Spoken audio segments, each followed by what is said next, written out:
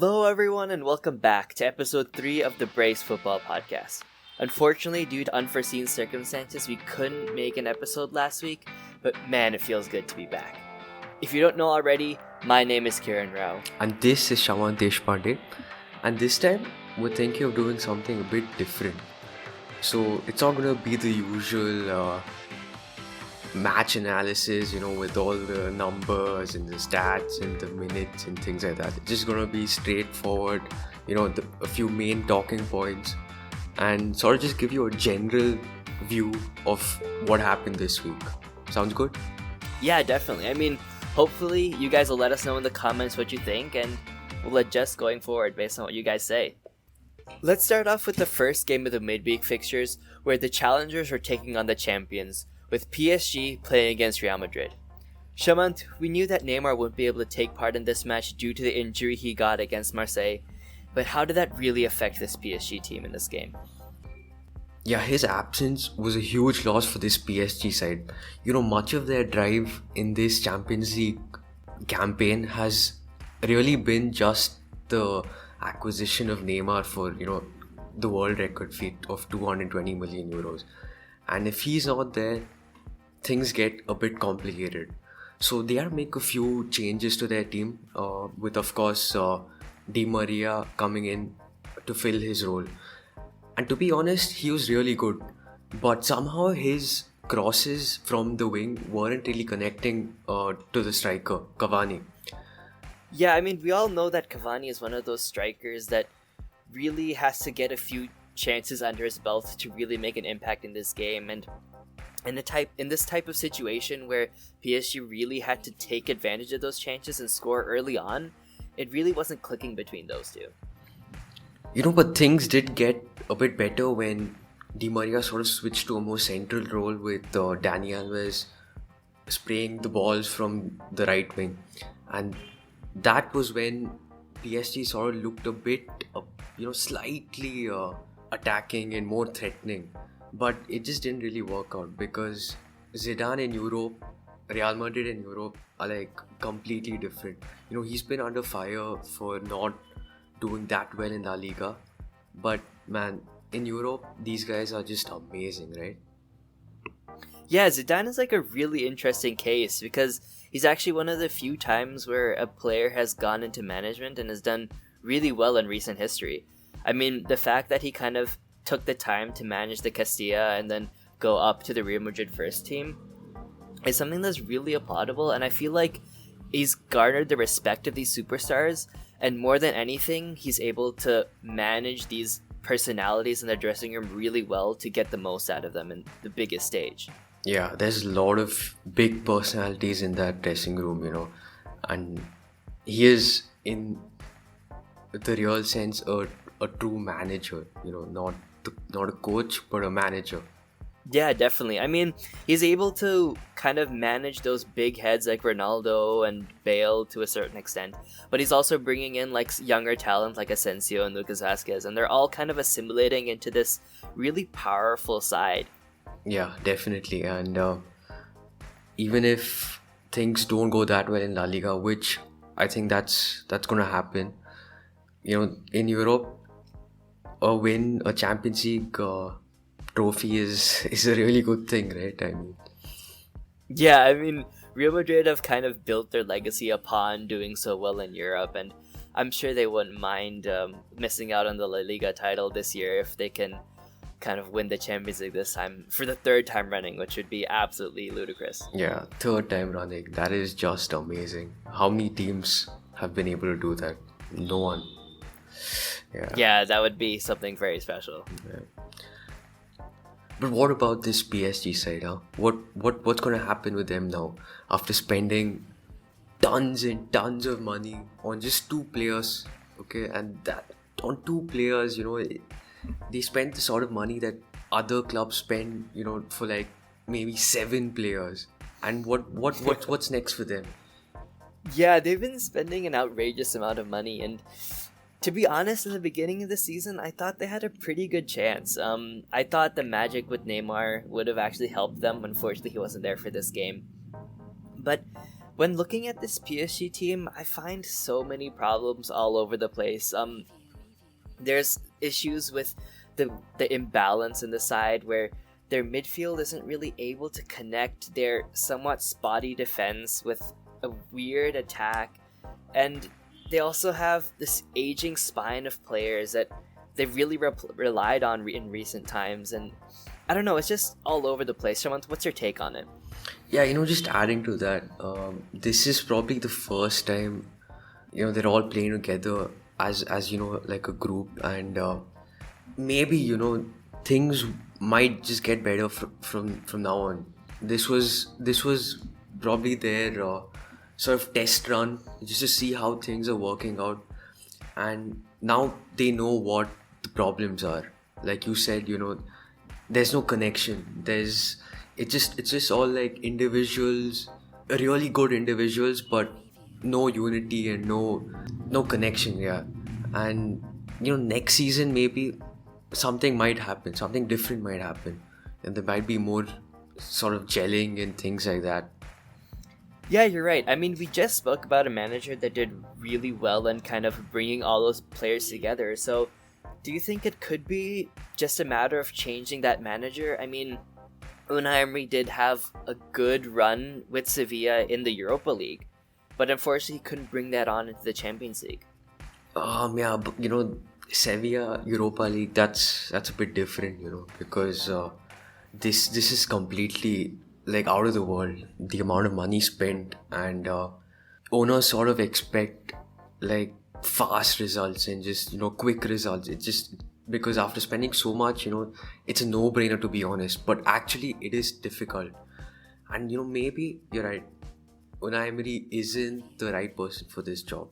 There's got to be a more dynamic, sort of more confident, more established manager to be handling such a big and expensive team.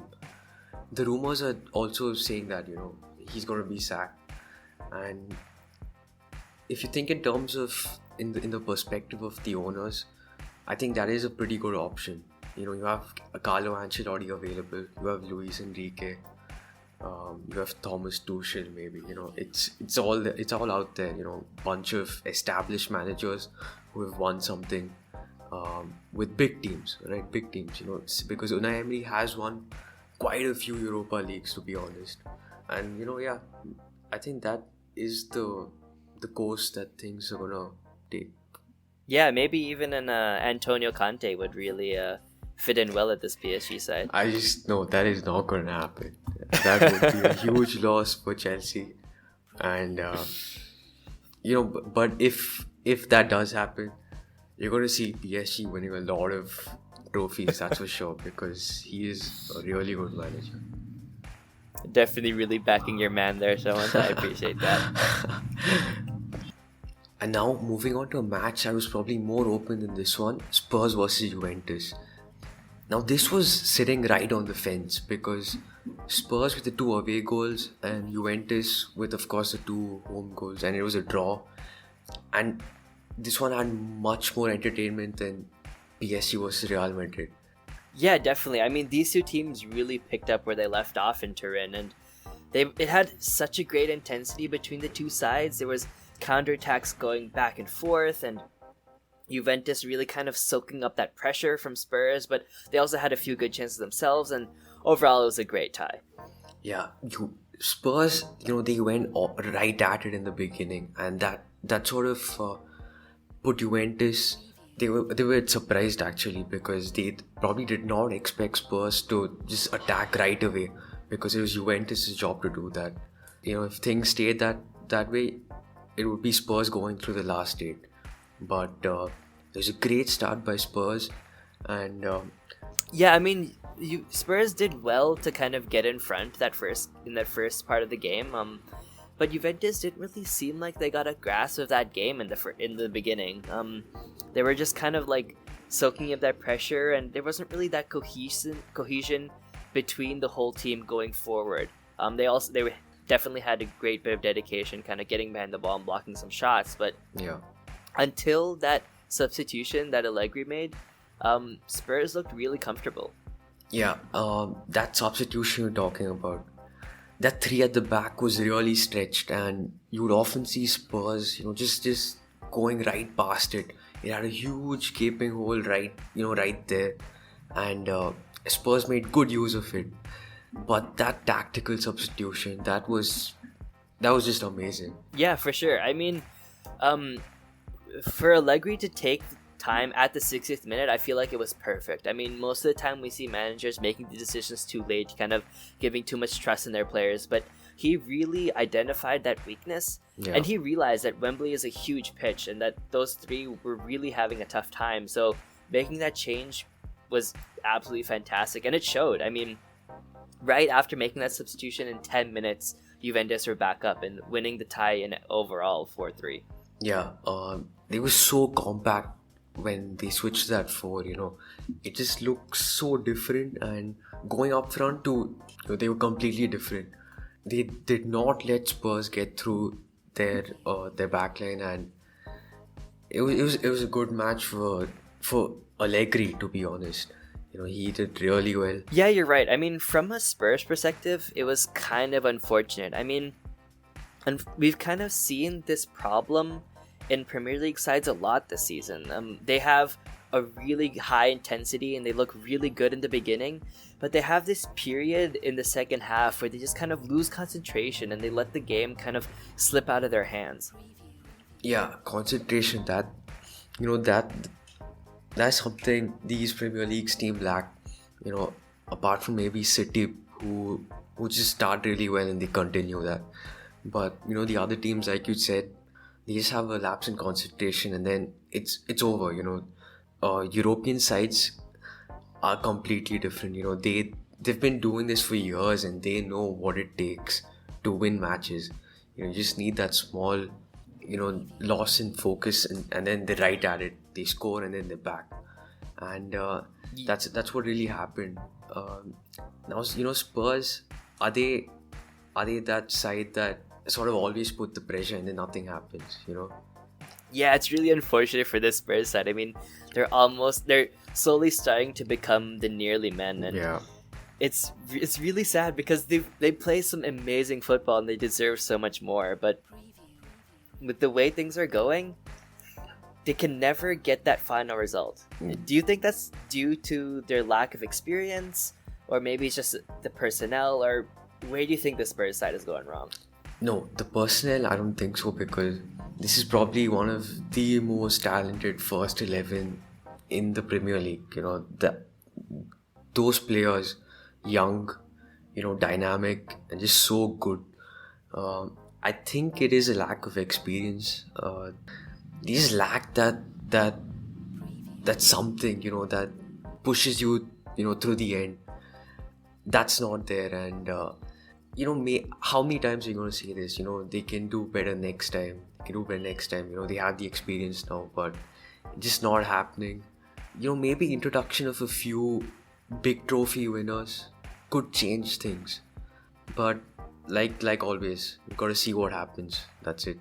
Yeah, that's exactly what I was thinking. I mean, they're in a weird paradox where they need to win things to gain more experience, but with their young squad that they're doing so well in, they don't really have the space for someone who would be as experienced, maybe not have the legs to really fit into the Spurs side. So Yeah. it's real interesting to see where that goes. Yeah, and also, they're a really good attacking side, but what most teams lack and what it really takes to win trophies is having a really good defensive line. And you can see that with, a lot of teams, a lot of winning teams, alright? Their defense is top. There's absolutely no, holes or anything of that sort. It's really top notch, and that's what gets them through and wins them trophies. And you look at any winner, I think one of the best ones is Chelsea 2012.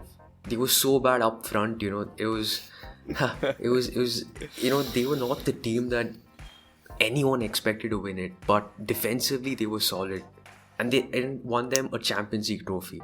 So defensively, if Spurs change things, because that back line is a bit old, to be honest, and not that experienced.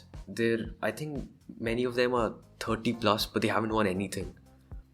And you look at Juventus side, look at those players. They won almost everything, and that's experience right there. So if defensively get better, I think you can expect Spurs to do well. Yeah, I'm sure there was no bias in any of the examples that you presented over there. No, that But- it was a good example. I'll be honest with you. I did not expect Chelsea to win in 2020. Yeah, to be fair, it was a good plan that they had in 2012. But Yeah. You're right. This backline, they've had a few injury problems too. I mean, Alderweireld is one of my favorite center backs of the Premier League, but unfortunately, he hasn't really had the consistency that really would have helped the Spurs team in these kind of situations. Yeah, definitely. Well, that was that for this week. A great week. We all had some really good matches, and it was really fun doing this. And this is what it's about, some really good matches, and just talk about it. And another thing I have to mention, we are on iTunes, which is a huge thing. Check us out on iTunes. All the links will be available in the description. YouTube, SoundCloud, of course, Facebook. Yeah, guys, make sure to like, comment, and subscribe wherever you listen to The Brace. And make sure to come back next week. We have a huge episode where Liverpool take on United, so there'll definitely be some great talking points there. Yeah, that Premier League next week is going to be super fun. Some really good matches. And, well, that's it, I think. So, see you next week.